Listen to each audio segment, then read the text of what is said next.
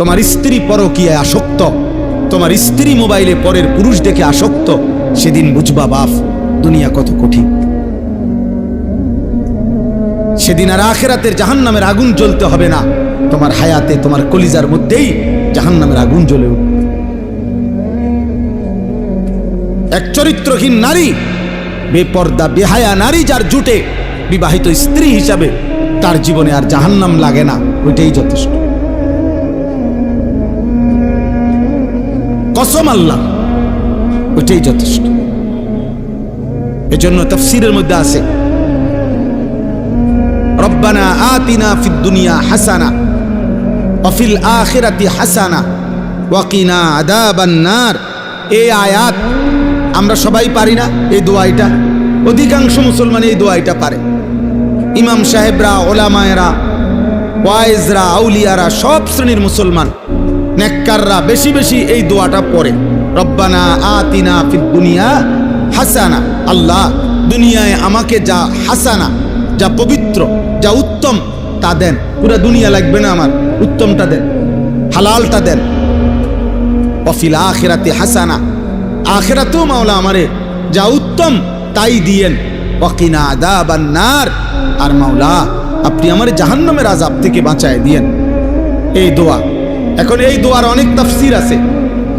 হযরত আলী রাদিয়াল্লাহু তাআলা আনহু, নবীজির সাহাবী আলী, হাসান হুসাইনের বাবা, হযরতে ফাতেমা রাদিয়াল্লাহু তাআলা আনহার স্বামী, হযরত আলী ইসলামের চতুর্থ খলিফা, নবীর কলিজার টুকরা হযরত আলী রাদিয়াল্লাহু তাআলা আনহু এই আয়াতের এই দোয়ার একটা ভিন্ন তাফসীর করছেন। তাফসীরে কুরতুবীতে আমরা পড়ছি, উনি বলছেন রব্বানা আতিনা ফিদ দুনিয়া হাসানা, হে আল্লাহ দুনিয়াতে আমাকে যেটা হাসানা সেটা দেন, উত্তম। তো এর অর্থ হইল, আয় আল্লাহ দুনিয়াতে আমাকে একজন নেককার স্ত্রী দেন। অফিল আখিরাতি হাসানা, আর আখিরাতে যা উত্তম তা আমাকে দেন। এর অর্থ হইল তিনি বলছেন, হযরতে আলী, আখিরাতে আমাকে জান্নাতের হুর দান করেন।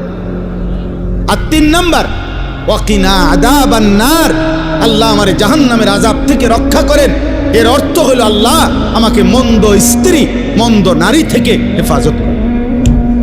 এই জন্য উলামায়ে কেরাম বলে, কারো স্ত্রী যদি হয় অসৎ, কারো স্ত্রী যদি হয় চরিত্রহীন, কারো স্ত্রী যদি হয় বেহায়া, তাহলে ওই ব্যক্তির ওই ঘরই, ওই জীবনটাই জাহান্নামের টুকরা,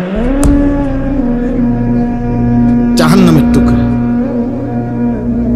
এই জন্য যুবক ভাই, কিশোর ভাই, নওজোয়ান, প্রতিনিয়ত নারী ছবি দেখে মোবাইলের অশ্লীল তোমরা দৃশ্য যারা দেখো, ভিন নারীর ছবি দেখো, কি চাচ্ছ তার কাছ থেকে? বলো বাবা, তার কাছ থেকে তুমি কি চাও? মানে তারে দেখে তোমার কি মন চাচ্ছে? জিনা করতে? আর কি? তোমার কলিজা যদি খুলতো, তোমার দিল যদি খুলতো, তো সেটার মধ্যে এটাই পাওয়া যাইতো যে তুমি মনে মনে কামনা করছো, যদি আমি সুযোগ পাইতাম তাহলে তো আমি এই নারীর সাথে জিনা করতাম। যদি বলো না আমি বিয়ে করতে, তো বিয়ে করতে কতটা বেডি সাউন্ড লাগে?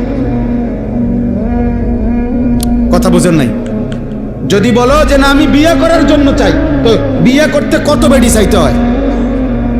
হ্যাঁ, বিয়ে করতে নর্তকী দেখো কেন? বিয়ে করতে নায়িকা দেখো কেন? বিয়ে করতে বিধর্মী দেখো কেন? কথা বলেন না? তাহলে বুঝাই তো গেল বিয়ে না, মাকসাদ তোমার জিনা, মাকসাদ তোমার ব্যভিচার। তাহলে তুমি কল্পনা করো, তুমি ছেলেটা হারাম কল্পনা করছো, অথচ তুমি তো একজন পবিত্র মা বাবা।